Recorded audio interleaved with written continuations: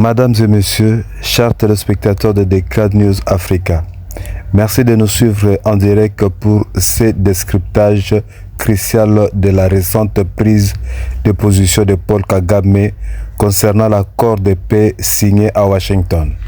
Fidélité à notre chaîne qui vous informe en temps réel est notre force et nous vous en sommes profondément reconnaissants. N'oubliez pas de liker cette vidéo et de vous abonner à Decade News Africa pour rester connecté à l'actualité africaine et internationale. L'accord de paix de Washington visait à apaiser les tensions dans la région des Grands Lacs en Afrique, un secteur stratégique et souvent marqué par des conflits récurrents. Ce texte, élaboré sous l'égide internationale, semblait à première vue ouvrir une voie vers la stabilité, surtout après de longues périodes d'incertitude. Le président Paul Kagame est reconnu pour sa gouvernance ferme et son ambition de positionner le Rwanda comme un modèle de développement en Afrique, s'est exprimé de manière critique sur cet accord. Il affirme que cet accord contient beaucoup de malhonnêteté, ce qui traduit une profonde insatisfaction, voire un rejet formel de ces clauses. Selon lui, le Rwanda doit conserver sa souveraineté dans la manière de vivre et de faire ces choses, soulignant une volonté de défendre les intérêts nationaux avant tout et de ne pas céder à des pressions externes qui pourraient imposer un modèle inadapté à la réalité rwandaise. L'expression de Paul Kagame met en lumière un point fondamental, la souveraineté nationale face aux dictats internationaux.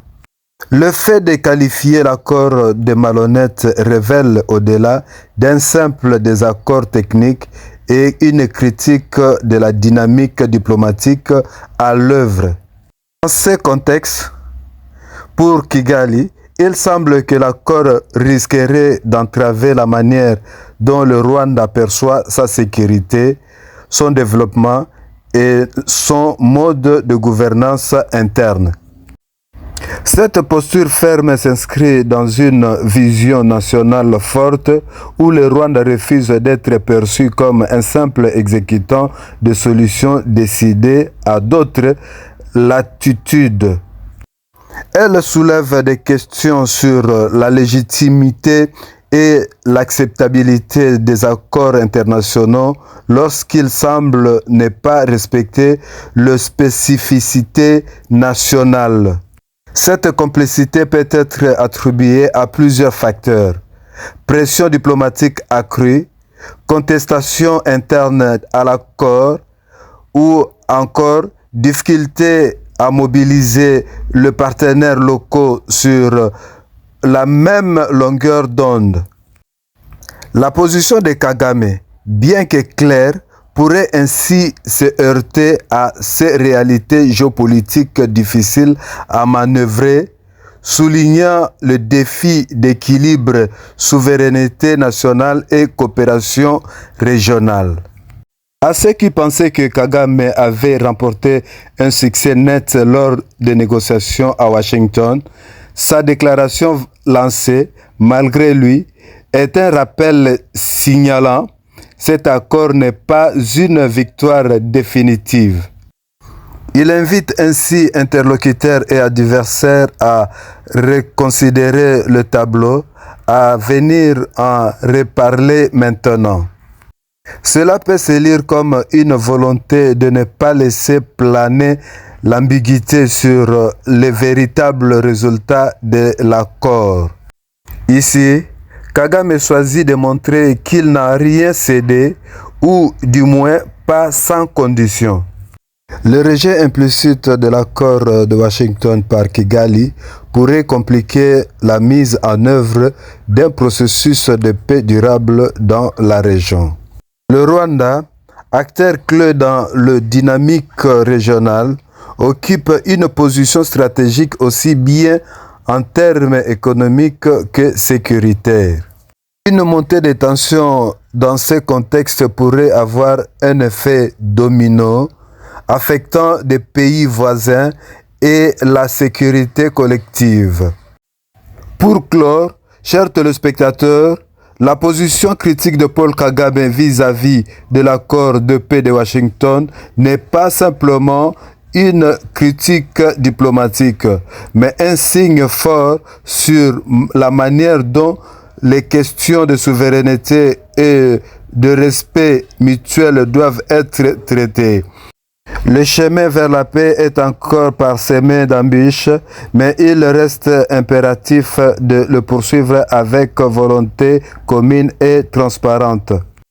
Merci infiniment pour votre attention et votre fidélité à DK News Africa.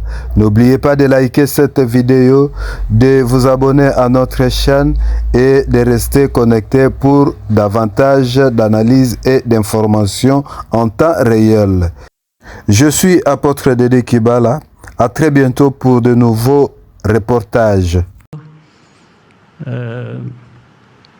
Ndungire yaba yazibabwiye ibya Kongo hakurya ha n'ibyiki ntabwo babanyuriyemo. Hari icyo utavuze nababwira, hari icyo wumva wasize inyuma nabanyuriramo.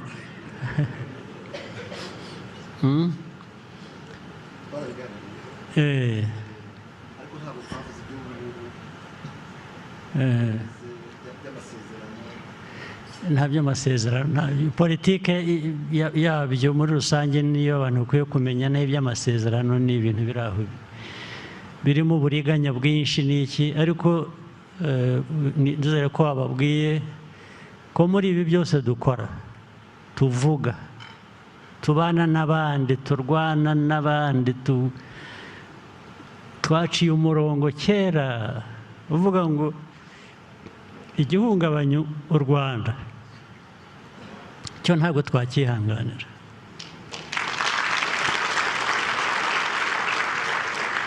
U Rwanda, ubuzima bwacu ko dushaka kubaho, is something we shall live for or die for.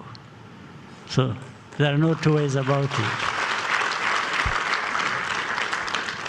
Ibindi reka nzabivuga ubundi, muzongere mugire indi nama vuba bidatinze cyane. Murakoze cyane rero.